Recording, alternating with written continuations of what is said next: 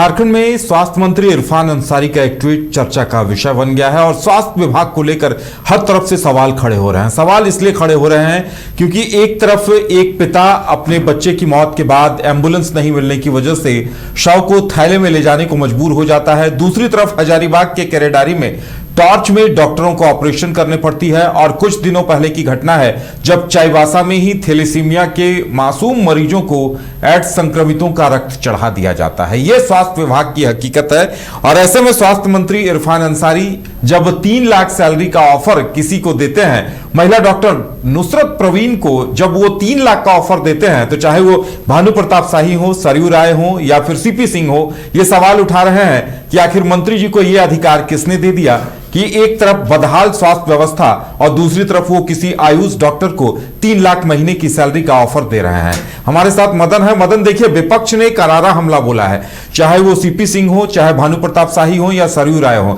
उन्होंने यही सवाल पूछा है कि आखिर किस अधिकार से आप ये ऑफर दे रहे हैं, और खुद के दामन में झांकने की सलाह भी कल सीपी सिंह दे रहे थे, लेकिन इरफान अंसारी देखिए अभी भी अपनी बात पर अड़े हैं। बिल्कुल, देखिए, जिस तरह से झारखंड में एक ट्वीट ने ये सवाल उठाया, जो दरअसल बिहार के मुख्यमंत्री नीतीश कुमार ने डॉक्टर नियुक्ति के दौरान एक महिला का हिजाब नीचे किया था, लेकिन उसके बाद जिस तरह से इस मामले में झारखंड के स्वास्थ्य मंत्री इरफान अंसारी के ट्वीट के बाद हलचल बढ़ी है, जो आरोप प्रत्यारोप का दौर बढ़ा है, वो जरूर सवालों के घेरे में है कि झारखंड में स्वास्थ्य सेवाएं जो है वो कहीं ना कहीं कमजोर स्थिति में है, बदहाल स्थिति में है। उसे सुदृढ़ करने की बजाय एक तरह से आप खुलेआम ऑफर पर जो है बिहार की महिला को, डॉक्टर को झारखंड में नियुक्ति देने का जो ऑफर देते हैं, तो सवाल उठने लाजमी है। और देखिए, आए दिन कहीं स्ट्रेचर नहीं मिलता, कहीं एम्बुलेंस नहीं मिलता, कहीं ब्लड नहीं मिलता, कहीं जांच नहीं होते और तो अंधेरे में ऑपरेशन कर दिए जाते हैं, डॉक्टर की उपलब्धता नहीं है। विधानसभा में ही अगर देखें इस शीतकालीन सत्र में, तो जो इरफान अंसारी जी स्वास्थ्य मंत्री हैं, उन्होंने खुद कहा कि राज्य में चिकित्सक आना नहीं चाहते, कोऑपरेट करने की जरूरत है। जो सुदूरवर्ती इलाके हैं वहां पर हम कहां से डॉक्टर लाते हैं, लेकिन वो यहाँ टिकते नहीं, वो छोड़कर चले जाते हैं। तो हम सबों को यहाँ पर कोऑपरेट करके डॉक्टरों को रखने की जरूरत है, उन्हें पदस्थापित कराने की जरूरत है। ऐसे में अब जो अन्य राज्य में चिकित्सक हैं, आयुष चिकित्सक ही अभी पहले से कार्यरत हैं, उनके तुलना में अगर कई गुना अधिक ऑफर दे दिया जाए किसी एक जाति विशेष, धर्म विशेष के लोगों को, तो फिर कहीं ना कहीं विरोध के स्वर जो हैं वो कर्मियों की तरफ से भी उठने लगेंगे। तो ये एक बड़ा मामला जो है वो सामने आया है। दरअसल देखिए, आपने देखा कि चाईबासा में किस तरह से एक मासूम बच्चे की मौत के बाद पिता के जेब में 100 रुपए होते हैं और फिर उसी रुपए से 20 रुपए के एक थैला खरीदते हैं और उसमें बच्चे के शव को 70 किलोमीटर तक ले जाते हैं, क्योंकि एम्बुलेंस वहां उपलब्ध नहीं हुआ। फिर उसके बाद हजारीबाग के केरेडारी में टॉर्च की रोशनी में अंधेरे में ऑपरेशन कर दिया जाता है और कई जगहों पर आप देखें कि थैलेसीमिया के मरीज को संक्रमित ब्लड चढ़ा दिए जाते हैं, जिससे कि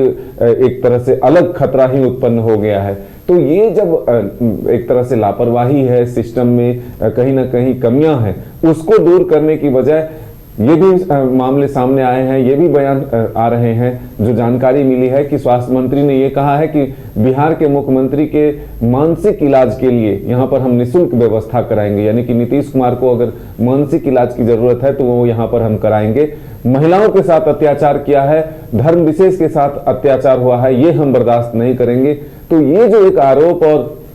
एक तरह से आश्वासन, और जिस तरह से कल ही वो महिला वहां डॉक्टर जो है वो नियुक्ति पत्र लेने वाली थी, लेकिन उन्होंने योगदान नहीं दिया और बिहार सरकार ने ऐसे 7 डॉक्टरों को 31 तारीख तक मोहलत दिया है, जो कि इंटरव्यू में पास थे और उनको नियुक्ति पत्र मिलना था, उन्हें योगदान देना था। तो ऐसे में वो 7 चिकित्सक अब 31 दिसंबर तक अपना योगदान दे सकते हैं। तो अब इंतजार है कि वो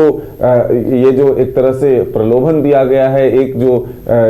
तरह से कहें तो एक जो आश्वासन मिला है, एक ऑफर मिला है, उसको वो एक्सेप्ट करती हैं या फिर बिहार में ही अपने योगदान को देकर वहां के स्वास्थ्य सुविधा में अपना योगदान देकर के और मजबूत करती हैं, ये देखने वाला वक्त। और बिल्कुल देखिए मदन, इरफान अंसारी उन्होंने जो ट्वीट किया है, उन्होंने कहा था कि ये महागठबंधन का फैसला है और साथ ही उसमें अपने साथ साथ सीएम हेमंत सोरेन को भी जोड़ लिया था। उन्होंने अपने ट्वीट में लिखा लिखा था कि झारखंड के लोकप्रिय मुख्यमंत्री आदरणीय हेमंत सोरेन जी के नेतृत्व में इरफान अंसारी के मानवीय निर्णय ने यह साफ संदेश दिया है। और पहली लाइन में ही लिखा है, झारखंड में महागठबंधन की सरकार का बड़ा और ऐतिहासिक फैसला। तो जाहिर सी बात है, विपक्ष को मौका तो मिल ही गया कि स्वास्थ्य विभाग की इतनी सारी खामियां हैं, कहीं टॉर्च से ऑपरेशन हो रहा, कहीं संक्रमित रक्त बच्चों को चढ़ा दिया जा रहा है, तो कहीं एम्बुलेंस नहीं दे पा रहे, थैले में शव ले जाना पड़ रहा है। बिल्कुल, देखिए कमियां 100 तरह की हैं। अगर आप राज्य के कई अस्पतालों में जाएं तो आपको खुलेआम देखने को मिलेंगे कि डॉक्टरों की कमी क्या है, जांच की समस्या क्या है, कहीं मशीन काम नहीं कर रहा, कहीं कोई परेशानी है। तो ये जरूर है कि स्वास्थ्य सुविधाएं जो है वो बेहतर करने की जरूरत है। और खुद कहते हैं स्वास्थ्य मंत्री इरफान अंसारी की आज तक यहाँ पर मेडिकल कॉलेज की कमी रही, यूनिवर्सिटी की कमी रही, इस वजह से डॉक्टर यहाँ तैयार नहीं हो पा रहे हैं। उस पर हमें फोकस करना है, रिम्स 2 बनाना है जिससे कि स्वास्थ्य सुविधाएं बेहतर हो सके। जो अभी तक स्वास्थ्य सुविधाएं हैं वो कम पड़ रहे हैं, तो उन पर फोकस छोड़कर अगर आप इस तरह के राजनीतिक मुद्दों को अगर ध्यान देंगे तो कहीं ना कहीं सवाल आप पर उठेगा और आप पर जो है इसी तरह से आरोप विपक्ष भी लगाएगा कि आप ये कैसे कर सकते हैं, किस नियमावली के आधार पर कर सकते हैं कि 30,000 और 35,000 या 50,000 की नौकरी को जगह पर आप 3 लाख रुपए ऑफर कर दें और फिर उन्हें सारी सुविधाएं, मुफ्त रहने की व्यवस्था, मनचाहा जगह पोस्टिंग और फिर सुरक्षा की व्यवस्था, चाक चौबंद इंतजाम करने के लिए जो आपने ऑफर दिया है, ये किस नियम के तहत आप दे सकते हैं या देने का ऑफर दिया है, ये भी सवाल विपक्ष ने अब स्वास्थ्य मंत्री से किया है। चलिए, अब देखने वाली बात यह होगी कि इस पर आगे क्या होता है। सरकार की तरफ से, महागठबंधन की तरफ से और स्वास्थ्य मंत्री की तरफ से क्या कुछ सफाई दी जाती है इन खामियों को लेकर भी, और 3 लाख की सैलरी का ऑफर डॉक्टर नुसरत प्रवीण को दिए जाने को लेकर भी, क्योंकि अब इस पर सवाल सरयू राय भी उठा रहे हैं, भानु प्रताप शाही भी उठा रहे हैं और सीपी सिंह भी उठा रहे हैं। घर रहने का मकान भर नहीं, ये खुशियों की तिजोरी है। दरवाजे पर दस्तक देता पड़ोस, खिड़कियों से उमड़ आता आसमां, तारों में उलझी ऐसी ना जाने कितनी दास्तां। कहती हैं चले डायमंड सिटी, एक सफर हम सफर के साथ अपने घर तक। Diamond city, life long bonding,